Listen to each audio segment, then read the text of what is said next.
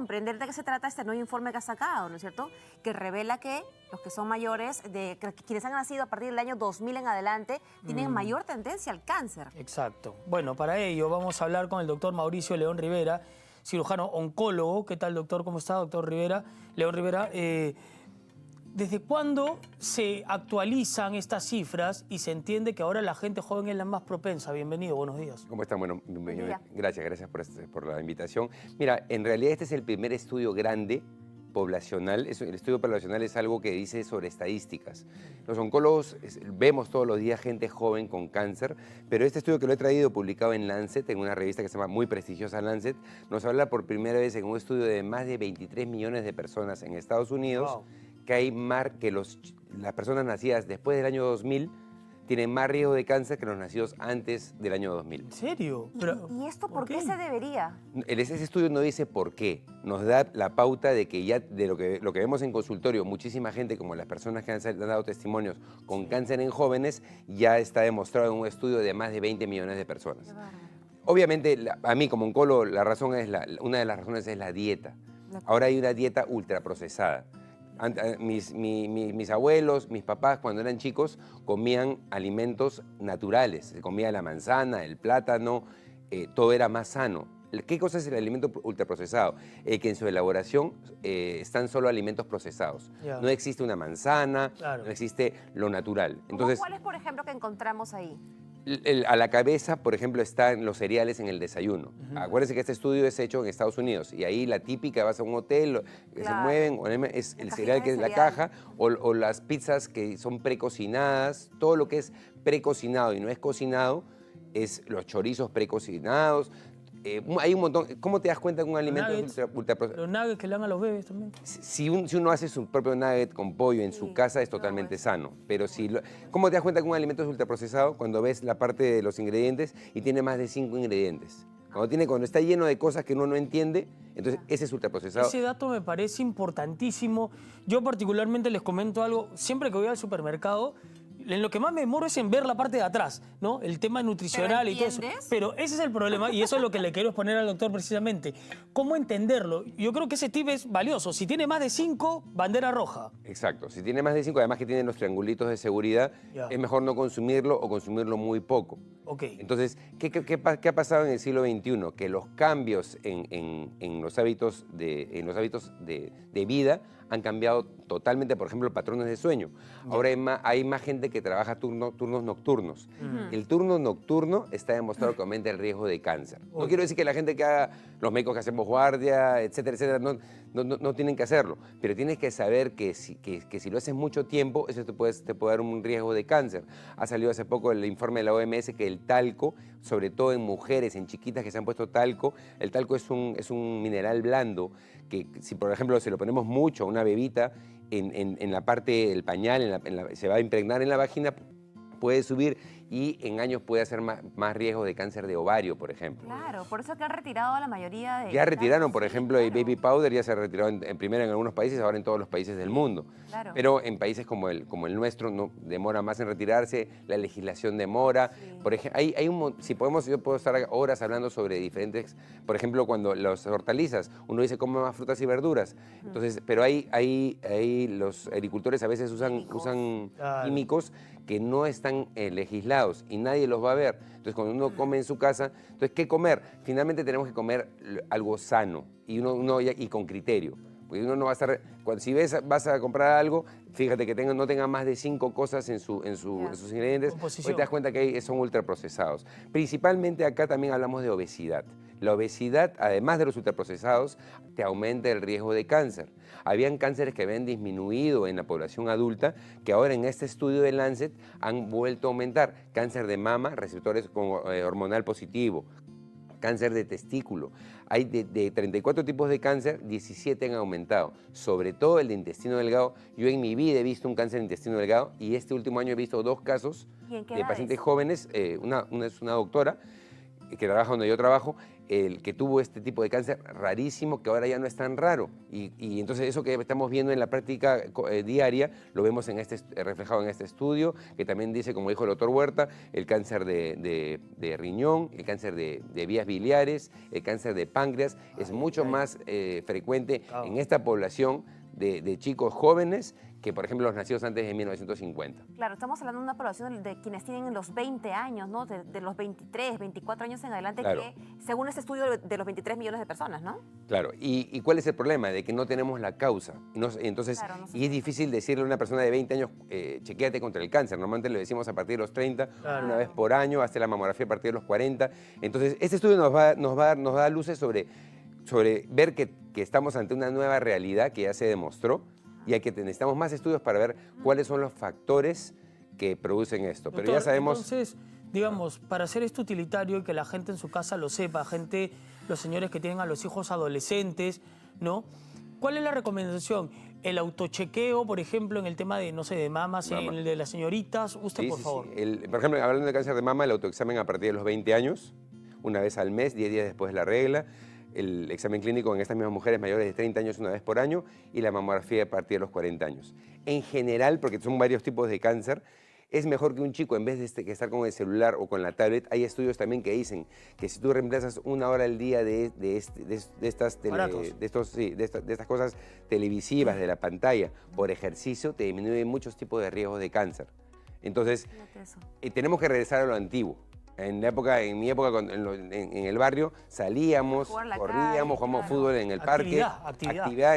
Ahora todos están con todo el día con las pantallas digitales, y ese es el problema.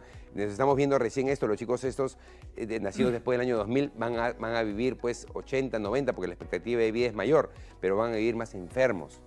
Entonces, este estudio es bueno porque nos alerta sobre que hay nuevos tipos de cáncer y hay más cáncer que los nacidos antes del año 1950. Claro, y doctor, le preguntaba hace un ratito sobre la tartacina, este compuesto. Es un compuesto más de algunos alimentos que también se le ha... Todas esas cosas químicas no son buenas. Yo siempre digo a mis pacientes, no tomen pastillas por gusto y mejor es lo natural, a menos que sí lo necesites. Entonces, importantísimo es la dieta.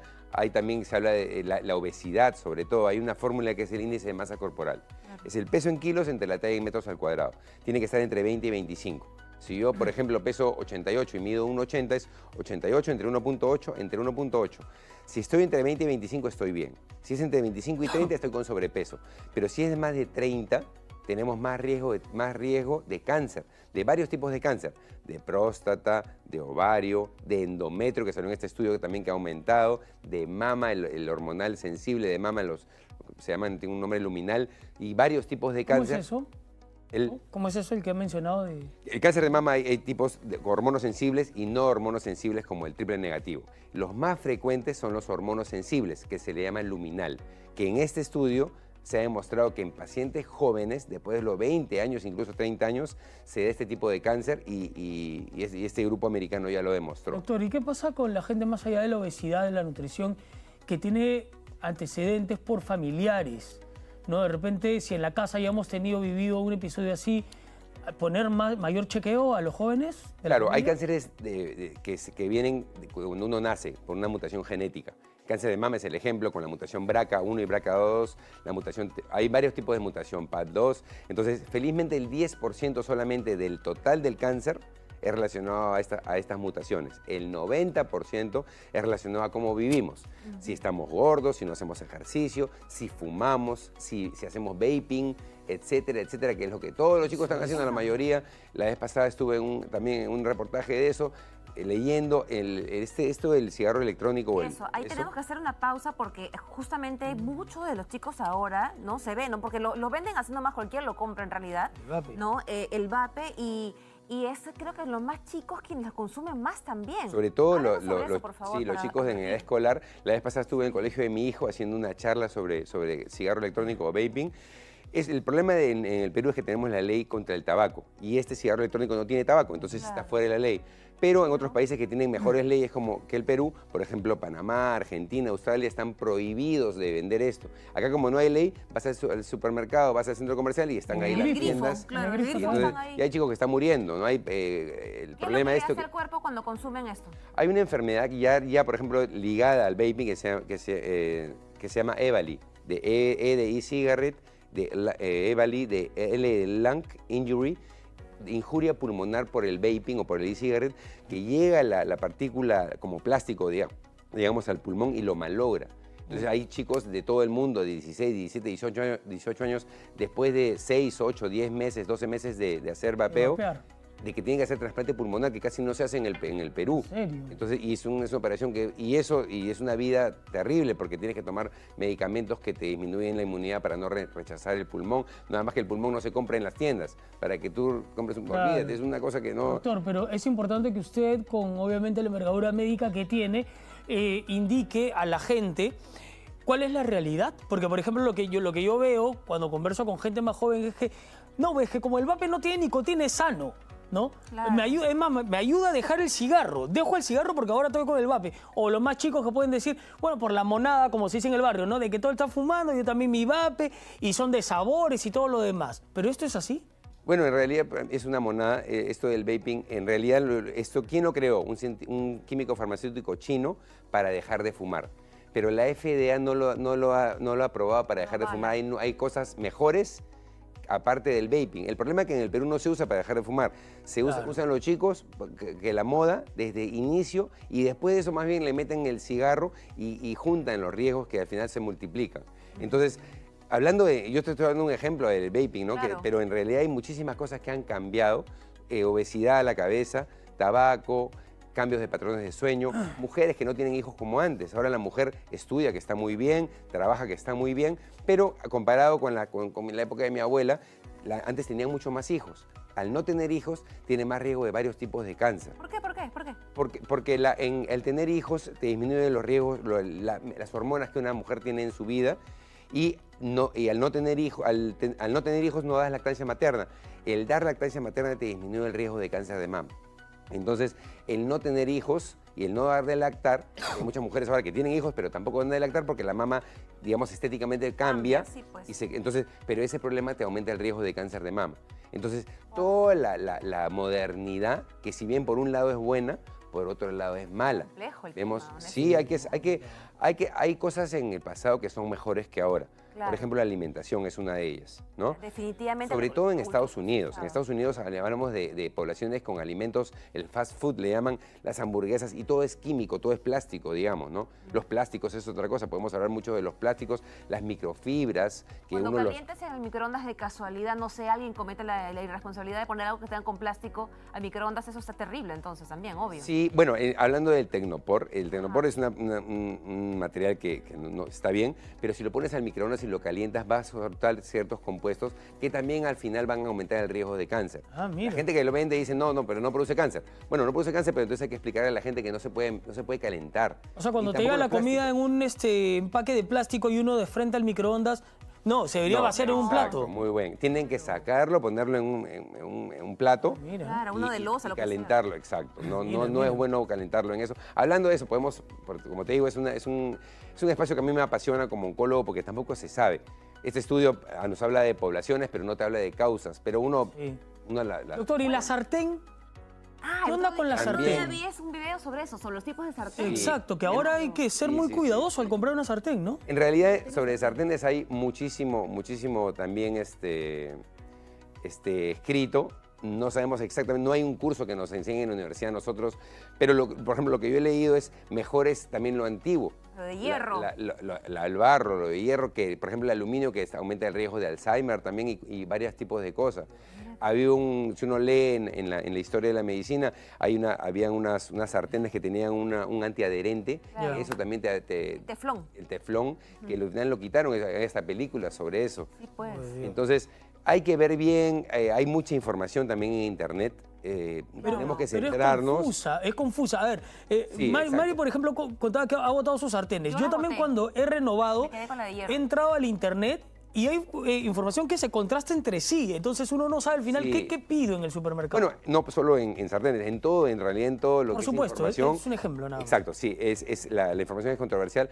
Siempre es bueno regresar a lo antiguo, es lo que yo digo, ¿no? Si son de hierro está perfecto y si es antiadherente, lo que es más, como los alimentos, los más procesados son los que no van bien. ¿Aluminio? No. ¿O sí? Aluminio, yo preferiría lo más antiguo. Sí, claro. Y hay un